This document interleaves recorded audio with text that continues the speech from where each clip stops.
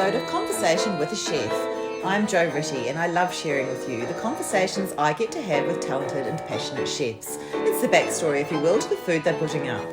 I begin today by acknowledging the Wurundjeri people of the Kulin Nation, traditional custodians of the lands where this conversation took place. Land which was never ceded, land where communities came together to eat seasonally, locally and without exhausting resources. I pay my respects to their elders past and present and to any First Nations people listening today. Today I'm speaking with Kate and Bryan, the team behind Ciao Cielo in Port Melbourne. We talk about how they adapted through COVID, how their vision for the restaurant has evolved and what it takes to keep things moving in a fast-changing hospitality world. From sourcing ingredients to managing a busy service, it's clear their passion for what they do hasn't wavered. I first visited Ciao Cielo back in 2018, not long after they opened in their new home, the beautifully restored Port Melbourne courthouse. There was something immediately striking about the space, grand but welcoming, with a sense of purpose and care behind every detail. That balance of warmth and precision seems to echo what Kate and Bryan aim for in the kitchen and on the floor. A lot has changed on the hospo landscape since then, but their commitment to thoughtful, generous hospitality is as strong as ever, as is their limoncello, which they make in-house and insist you try. It's just one small example of the way they do things properly, with heart.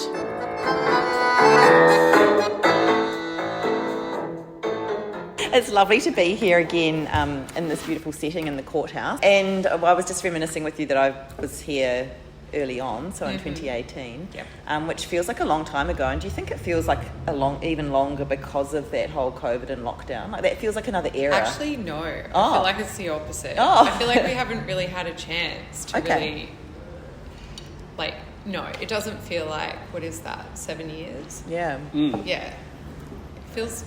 It was so full on at the start that from the period of opening up until COVID, it was just like go, go, go. Yeah. Like it was so busy. Yes. Right from, I think we launched in autumn. Mm-hmm. And so, as you know, when you open a new place, you get that 3 months of absolute, everybody wants to try it out. And everyone wants to try it out. And then we rolled straight into summer. Yeah. And this venue's, super unique in the fact that we've got these huge garden spaces. We're right near the beach. So we always knew summer was going to be peak for us just because of the size of the outdoor area. So we kind of strategically launched a lot earlier. Yeah. So we would just have a flow. And so we got through that first summer and not long after, it was the next summer, we pretty much had COVID. Yeah. So it was sort of a rude awakening. I think we'd only just really started to kind of get comfortable with the restaurant at that point. Processes all calmed down. We were in a rhythm. We had a really good team. And we were really happy with the way things were operating. And then just to be shut down like that, it was like starting a whole new business again. Yeah. Did you do things over that time? So we didn't close at all. Yeah. We pivoted literally the next day. We were really fortunate that we took a break, just we travelled just before COVID happened. And Valentine's Day was pretty much, can't remember if that was the week before the proper shutdown, and we'd just come back from holiday literally to be here for Valentine's Day because it's so busy. And we had seen the COVID sort of starting to close other places down in Southeast Asia. So we were kind of really aware that this could be a big problem. And so when we came back, we'd never done takeaway before or anything like that. And we sort of had talked about that, didn't we? We were like, what are we going to do if it's shut down? So, we just basically installed the Uber and went straight away. And we had another cocktail bar too that had, our old venue we had turned into a speakeasy. Okay. Which was doing really well because that had just won Time Out Best New Bar in 2019. So we were running these two venues fairly new that were both pumping, and we're oh my God, we've got, so many visa workers, two venues. What are we going to do with the staff? A lot of our chefs were from Italy and South America and all over, and we were just we've worked so hard to get this team together, so we have to just stay operating. Yeah, that's right. That was good that we didn't shut down. Yeah. But again, like as far as Ciao Cielo as its concept of, you know, where we wanted to drive it, where we opened in mid-2018 to where we were left at the end of COVID, like those two places, we couldn't keep driving towards the same goal that we had pre-COVID. No. Like there was just no way that our business would have survived post-COVID if we had have had those same aspirations. And I think that was probably the hardest thing, because, you know, Brian's an amazing chef. He was doing some like stunning dishes, and we just knew after COVID, if we kept going down that path of, you know, striving towards a hat or trying to do sort of this fine dining in the main old building and then doing more casual outside, with all the restrictions on space and people's wallets, like we would just go broke. Yeah. So I think that was probably one of the hardest things for us as two chefs, to kind of look at this business after building it up for so long in our old restaurant. It's very personal. Like Brian was, you know, him and one other person, me on the floor, one other person, just suddenly looking at our business like, it's a business. Like what do you choose? So yeah, it was a bit of an emotional roller coaster. Like, you know. Yeah, the way people dined after COVID shifted quite a lot. Yeah. Like Kate said, it's budget. Also, a lot of people got used to the idea of having fancy takeaway at home. So, which is great because we're allowed to. We're you know, on the platforms, we're doing in-house pickups and deliveries ourselves and all that kind of stuff. So we've kind of, you know, catered into that market. Now, whilst we still do some, you know, pretty amazing food, yeah, people are after, you know, there's also, you know, the inflation has taken its toll as well. So, you know, price point is definitely somewhere where, you know, you've got to gear your business in the right direction for. I think, though, the main thing for you was pre-COVID, Brian was like, there will never be a pizza in the restaurant. It'll always be outside. Oh. That was that was his dream. Yes. Like, it was two different things. And post-COVID, like it was really disheartening having to... No, I don't think it's disheartening. It's good to shift. Like, we were happy to see people back. Yeah. But, yeah.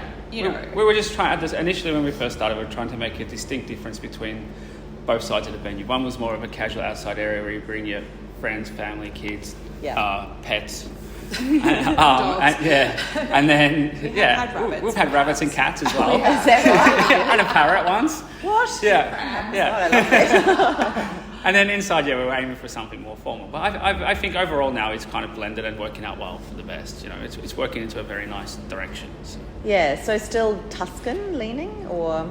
Oh, I'm getting into more kind of provincial Italian food. So in August and September last year, I went and did a lot of the south of Sicily. Oh, okay. South of Italy, sorry. So I spent time in Sardinia, Sicily, Puglia, all these areas. We just hired a car, drove around, ate amazing food, all that. So it's kind of like really inspired, you know, my summer menu quite a bit at the moment. Okay. But yeah, and that's the thing I love about Italian cuisine is the vast broadness of between the north and the south, and they both really suit both seasons in Melbourne quite well, I find. You know, like the southern food in summer is amazing to have in Melbourne, and then in, you know, when it gets really cold in the winter, then, you know, northern food definitely has its place as well. Yeah.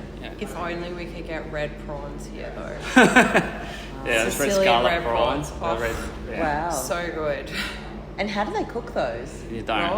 Oh, just raw. Yeah. Okay. Their dives, like, they come from 200 meters. Yeah, very deep sea. Same sort of path that the red tuna takes as well, and they're super sweet. And they just do them crudo style on pasta. Wow. So we have a dish at the moment that Brian's doing, which is a pistachio cream rigatoni with burrata, right?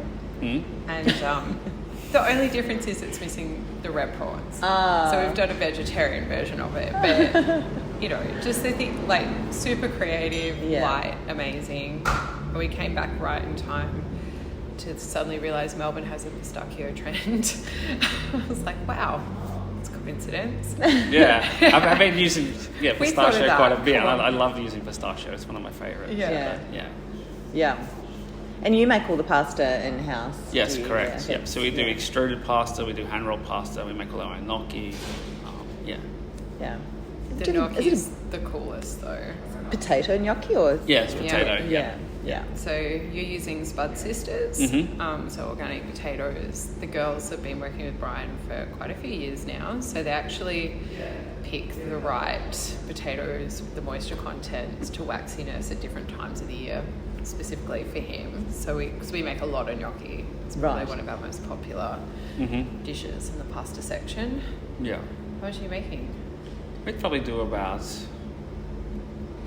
50 to 60 kilo potatoes a week just for gnocchi. Wow. Yeah. Yeah, so it's like Okay. every day making gnocchi Yeah. by hand. Wow. You don't have like one of those cool, what do you call them? Like not an extruder, but It's an gnocchi- attachment for the extruder you're talking Yeah. about. I'm not sure. We if don't it's do the that. same thing. No, but Yeah, that's so super that's light. a workout. That's It's fun. It's good. Yeah.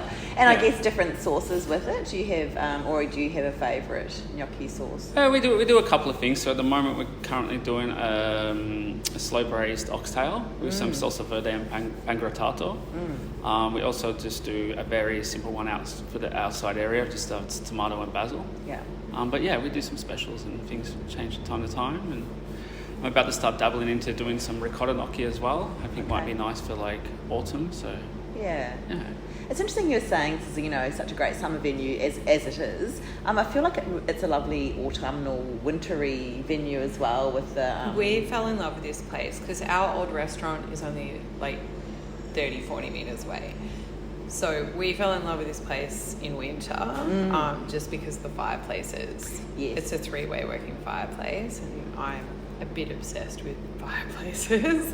Yeah, absolutely. Yeah, so and this is like Tuscany. And the north of winter is where we always travelled because our old place we could only close at Christmas time because it was so small. So that was the only time of year that we could go to Italy for an extended period and people would understand that the restaurant was shut.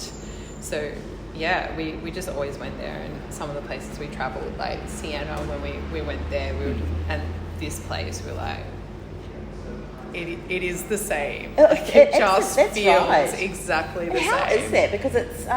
Well, this is actually a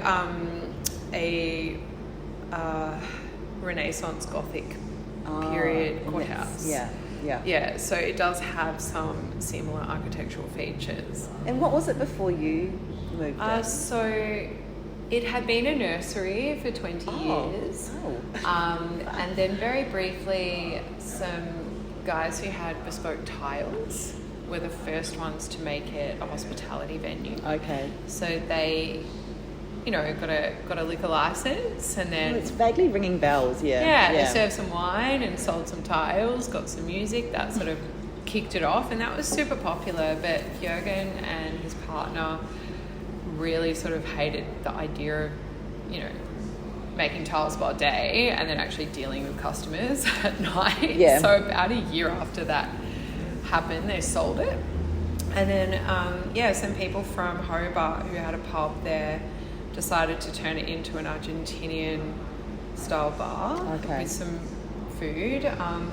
Like the fabric of this building at that time though had no facilities. So there was no kitchen, no toilets, it was just the old building. So they tried to cook inside and have like a spit outside. It was not the greatest setup. So they didn't last too long, but they did have, big hopes of developing it themselves. They just found the process of dealing with heritage quite hard. So they put it on the market maybe 18 months later.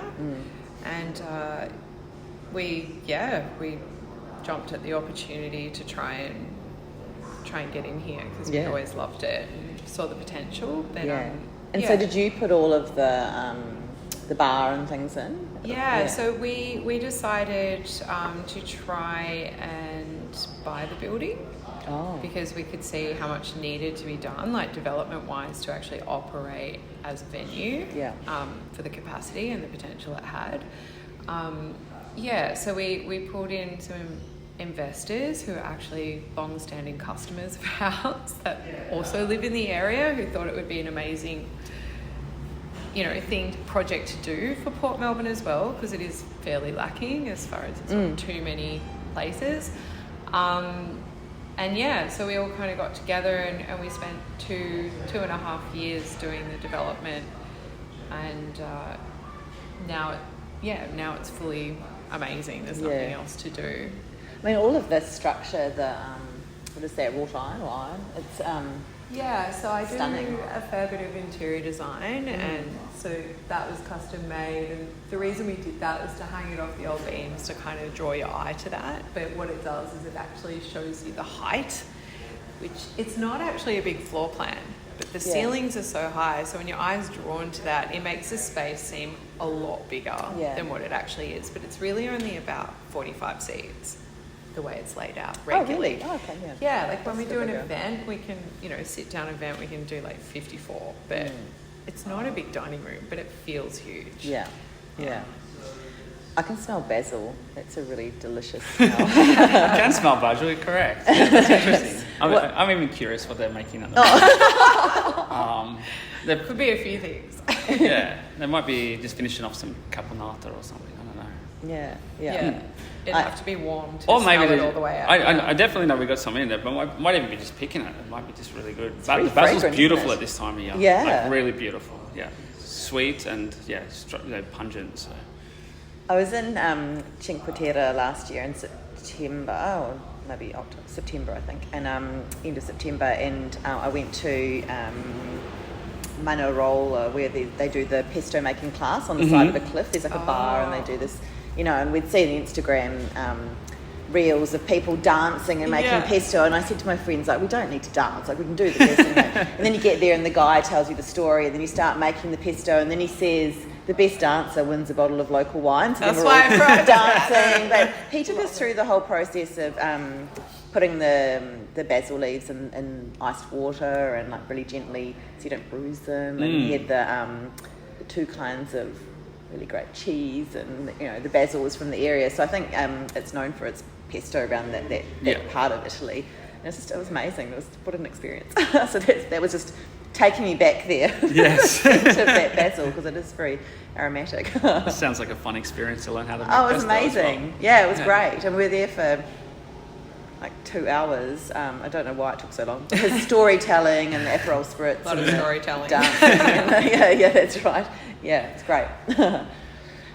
So apart from the pasta on the menu, what other things can people expect when they come here? We do some beautiful grass-fed beef. Usually most of my beef I get in is minimum marble score 4, so really good quality, high-grade meat, beautiful marbling. We also do a fair bit of seafood as well. Currently, get amazing oysters in. We've got a beautiful tuna tartare with some stracciatella and pistachio on the menu. What a combination.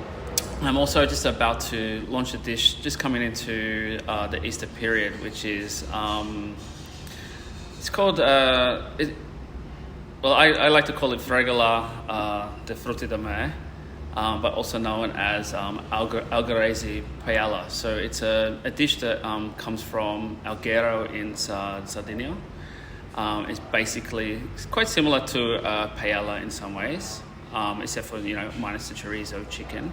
So it's basically fregola cooked with some saffron and tomato stock, and then we're going to put some beautiful scampi on the top, calamari, mussels, and a little bit of other bits and bobs of seafood. They're in season and available at that time of year, and just bake it in the oven so you still get that beautiful crust with the fregola. And all the beautiful seafood juices soak into that base as well, and I was going to ask you...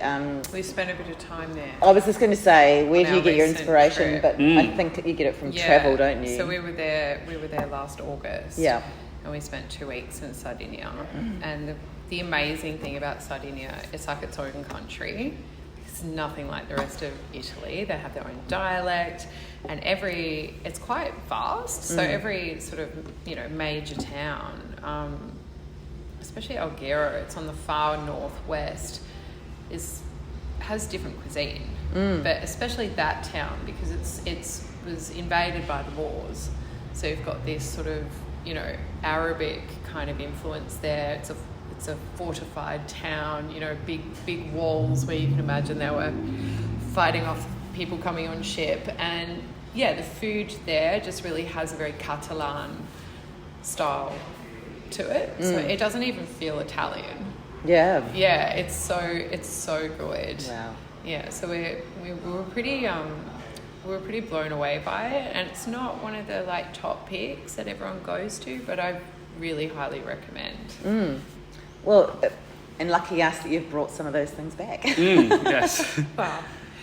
We just bring back the stuff we like to Yeah, eat, and then kind of, you know, Perfect. Brian puts his touch on them, or in this case, probably, you know, you've left it fairly exactly how it Quite should similar, be, though. yeah. You Yeah. haven't really messed around with this one, which I think we're going to be so a bit more good. generous with the seafood than they were. Well, but yeah, yes. obviously.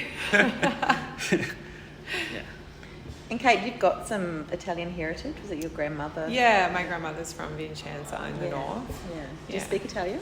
No, I'm Duolingoing a lot more Yeah. these days after the extensive travel, though. I find that you have a lot more fun if you can Yeah, that's speak right. the lingo. You get Yes. invited to some more interesting, you know, places, food, entertainment. So Yeah. it's a good language to learn if you're going to spend some time there. That's right. Yeah. Yeah.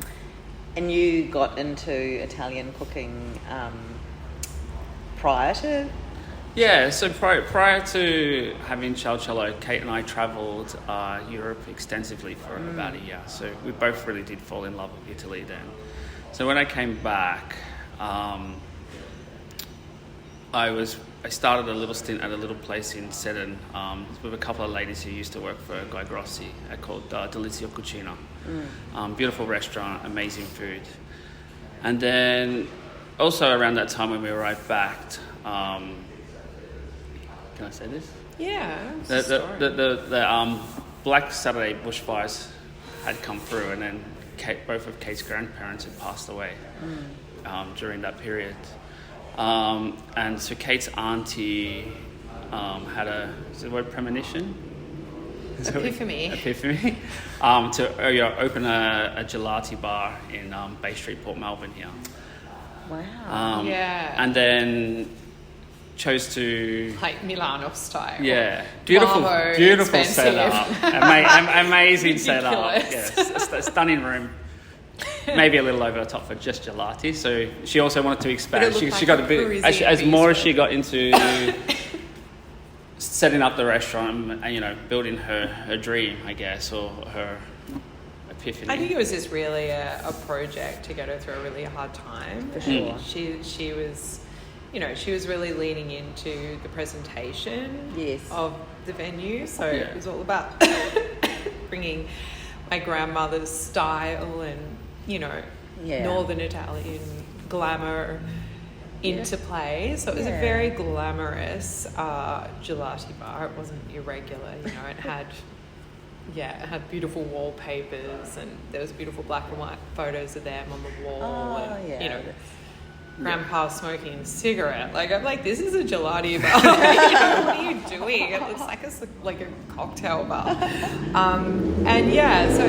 it was a hit, and Brian was amazing. We He did a little came bit in more and than just helped gelati her. as well. So she obviously realised that we needed to, a bit more income than Need to pay the just rent. gelati could provide. Yeah. So we started to do, some, Italian style food out of there, some pastas, This some was arancinis before and all this the kind of stuff. messinas and the piccolinas and the Goodness. gelati Yeah. phase. This is back in 2010. So we had you're sort of not so good, ice cream shops. There were some, but they weren't really that style. Yeah.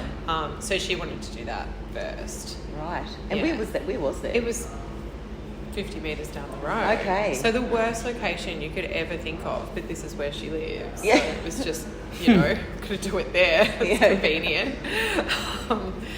Great in summer, but again, because it looks so fancy, nobody was rolling off the beach to even step foot in there. It was really hard for them to tell it was a gelati bar.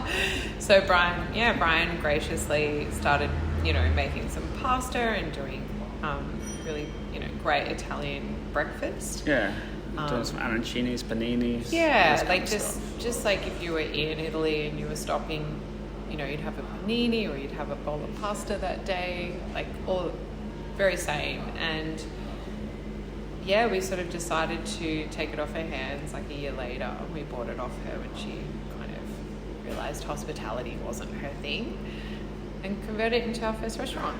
So that's how Ciao Cielo started. So we got rid of the ice cream, stopped doing breakfast, and just went straight into what we do. Right. Yeah. And you've got a background as a chef as well. Yeah, I was a chef for 12 years. Yeah. I wasn't chefing with Bryan though, because I wanted to. That was the plan. We would both be in the kitchen.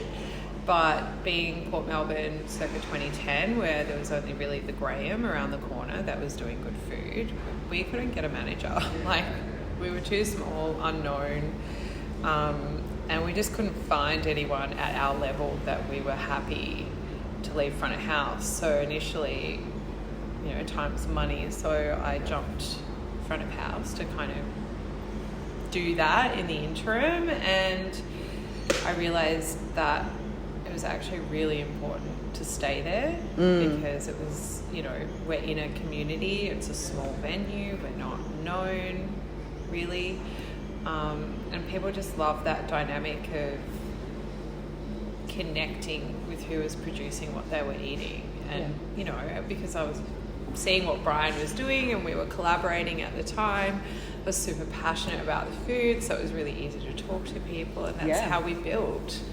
And it was a lot of fun. Like, we look at those days now, we go, why did we stop doing that? It was so good, so easy in comparison. Like, a lot more focused, food driven. Like, it was a real chef's place.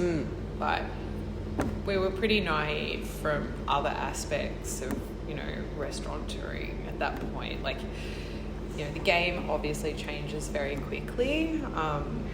I would say restaurants are more now about an experience, whereas we were kind of that old school mentality that a restaurant will be successful built on the merit of the food.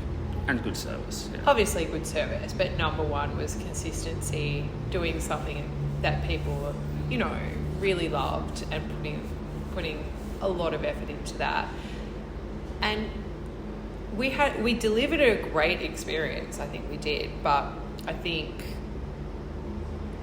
we learned a lot in that place. Like, we went through, I would say in the 8 years we were in the old venue, like we definitely grew. And it was a small space to grow in, so you wouldn't actually think how much more you can change, but we look back, what we were doing 3 years earlier and be like, oh my God, I'm so embarrassed. Like, wow, so it really prepared us for this, I think, in many ways. Like, I think if we'd ever tried to conquer something like this off the bat, we would have absolutely like looked like idiots. So a good stepping stone. But I think it's really important to have, I don't know, I think the front of house, having done a little bit of working in restaurants and so on when I was at university and when I was in London and so on, it's important to have that connection to the food and to know what you're talking about. So I feel like it would be really helpful to have that background. It was. Like, it was a lot of fun for me because people would just be like, how can you remember what goes in all those specials in such detail? And I'm like, I can make it. But it was super fun, and I think just being able to guide people.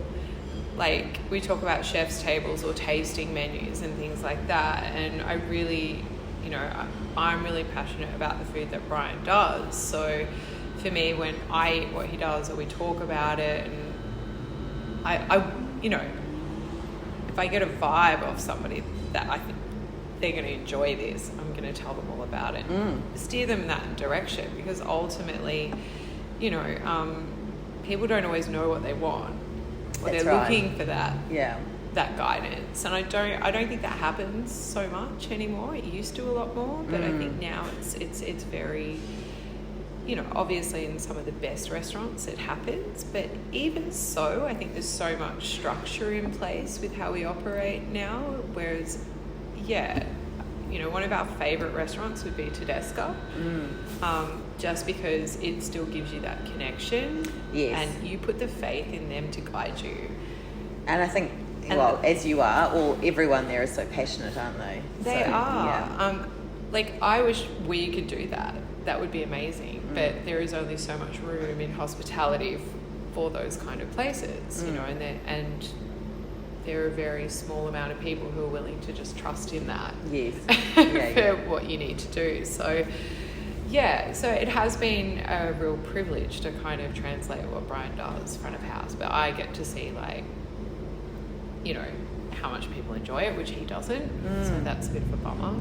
But I get to hear about it, so it's amazing. You can be in all sorts of places and you pop up. So you'd be in an airport on a flight or whatever, or at your gym or wherever it is, and you'd be like, you know, sometimes people just randomly start talking about the restaurant without even knowing who I am. Gets out a bit more now. Yes, to do, like, honestly, for the first year, we'd, like, 7 days a week. It was 90, 100 hours a week. So now he's, like, on holiday pretty much. Yeah. No, just a regular week. So that's the other thing, I guess, COVID brought around, was a lot of changes to work-life balance and what the expectations were of hospitality workers. Real pro to hopefully bring back in, you know, more skilled labour. Like, people not looking at being a chef as such a horrible, you know, life-destroying occupation anymore. But yeah, downside from a business perspective, you know, we're all in a learning phase of how to recalibrate from all of these changes. That's which is not just wages, but, you know, inflation and interest rates and all the rest of it. Well, there's a lot of doom and gloom out there about hospitality, and I mean, how do you counter that? How do you stop yourselves from being sucked into that? I think as chefs, we've always been in survival mode, right from when we were apprentices. Yes. So we're like, we're fight or flight kind of mentality. So we've always had to think worst case scenario in everything we do. Like that's pretty much what going into busy services are. You have to just account for everything that can go wrong. So I don't think it's that, like, I think the people that survive well in this business are not just business minded. They're just not, they just fix shit. Like, they're not afraid to deal with, like, a catastrophe and move on from it. And I think our industry has always been like that. Yeah. Like, it is always going through something. It is definitely, I mean, a lot of them are, but we opened in the GFC in 2010. You know, and then we went through a period where we just realised there was never going to be an apprentice chef we could hire. Like, the pool of them had just shrunk because of the way that the apprenticeship system changed. You know, skilled labour was going to be an issue with the 1 year go to school, become a chef certificates that were being handed out, like things that we couldn't even imagine would happen. So, like, we've always had to deal with something that's made it super hard. And I think you're just used to that. Like, that's how you're trained in a kitchen anyway. Yeah. You know, like, you've always got somebody telling you, work harder, faster, do it better. The good places anyway, you know what I mean? Yeah, so we grew up in a different era of kitchen as well. We did. Now it's not so much like that, but I think that's probably what has made us not absolutely shit the bed when it's gotten hard. We're like, oh, well, we started with nothing, so we're used to having nothing. Yeah. We can always, we're not useless. Yeah, so it's kind of, I mean, now I don't want to lose anything. There's a lot to lose, but you have to still keep that fearless mentality. Otherwise, you just don't adapt and change with all the problems. You just kind of become scared of making decisions. Yeah. Yeah. And you seem like a really great team. How did you meet? We started at the river in South Bank in, like, it was that 99? 97? 97. God, I'm so old. 98, probably 98 actually. Yeah, so that was a beautiful seafood restaurant above Blake's back in the day, and we were both first. I was second year. You were a second year. second year apprentices, and we became good friends pretty much because it was a pretty hard kitchen to work in, so everybody was a very good team. And then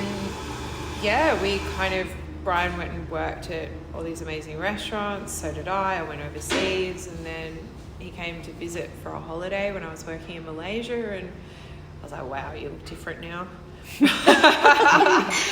He got all like grown up, and I was like, oh, you're hot. I spent 3 years working down at Ala Grec as the head chef down there in Aries Inlet, so I was, had to. Yeah, we went from skinny, white, pale to like utterly tan. Yeah, I got to be able to, surf every day before work and hang out at the beach and do all that. It was kind of pretty rewarding. It's nice being down there. Or, you go for a swim in the ocean on your break. It's nice, just, like, amazing. A way to reset. We hadn't seen each other for like 5 years or something, and so we hooked up. That's what happened. Went from there, That's great. And I heard that are you making limoncello now as well? So we did that a while ago. We like limoncello, but why did we start doing it? What was the reason?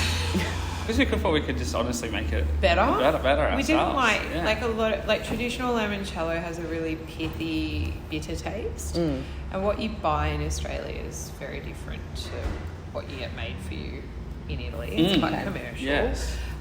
So I never really thought I like the limoncello in Italy. I don't really like what we could buy here. And Brian did some research, and so can't tell you how we make it. It's top secret. But we make the best limoncello. It's super, super smooth, very, very like intense. Nice. Boozy, so it's perfect. I think this year, when the blood orange is coming season 2, I'm going to try and make some with some blood orange. Oh wow! As well, so it'll be amazing. It'll be amazing colour as well. Yeah, I feel like we should do like give it a bit of a twist. Some ideas for that. Anyway, great. Yeah. So the limoncello's kind of grown. So we were probably doing the limoncello spritz before it became cool.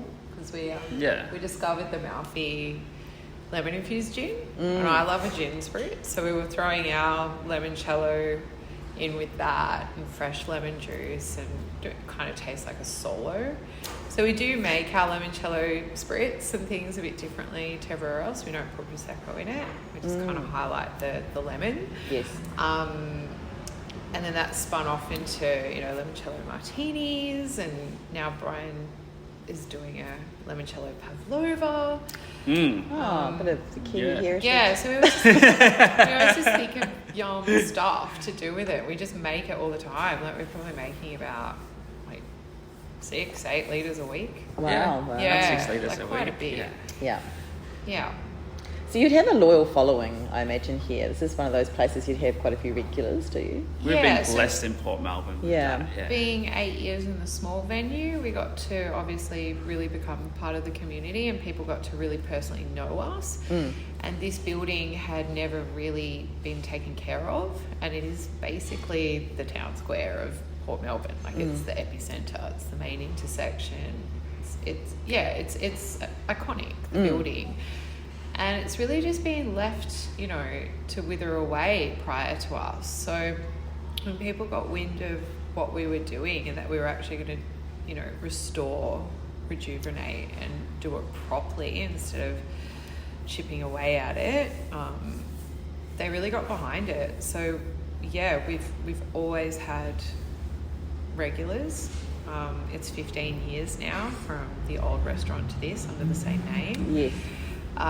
We've seen first dates, marriages, babies. I feel really old. Happen. Yeah, we've actually seen people grow up. We've seen people grow up. Yeah, it's incredible because we don't feel old, so it's really confusing. But yeah, and it has evolved. Like, we have tried to keep it moving, keep people interested as much as we can, like, not just by changing the food offering, but changing the vibe as well. Like, we've brought in DJs, we've done events, we do wine dinners, like we try to kind of keep it fresh with what we give people, because our regulars are the lifeline. Like when everything goes wrong, as we've seen with times like COVID, if you don't have that loyalty from somewhere, like it doesn't matter. Yeah. You know, a lot of restaurants went broke, out of business in the CBD because they just don't have that. What could they do? You know, it's fantastic for foot traffic, fantastic for visitors, but what happens when you just need to keep the lights on and survive? Who actually cares about you? And I think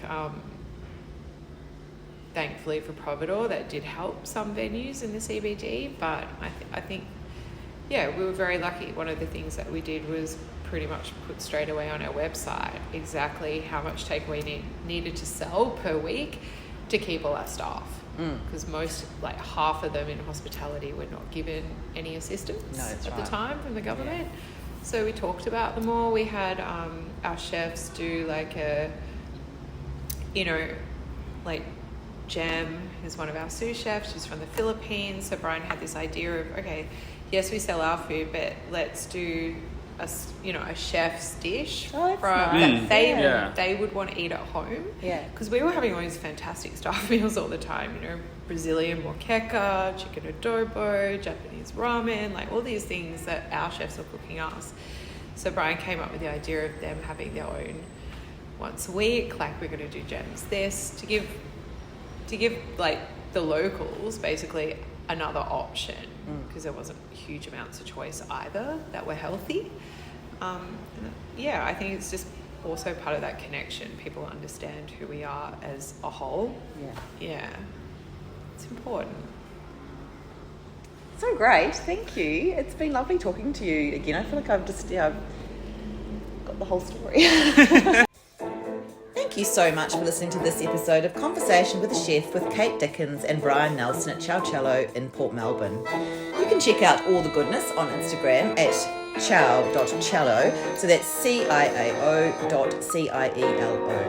If you'd like to hear more stories from other chefs, I'm also on Instagram at Conversation with a Chef. You can read the chat online at www.conversationwithachef.com, and of course you can follow me on Apple and Spotify podcasts. I would absolutely love it if you told a friend about my chats, because that's still the best way to get the stories out there. Once again, thanks so much for listening. Have a great day and bon appetit.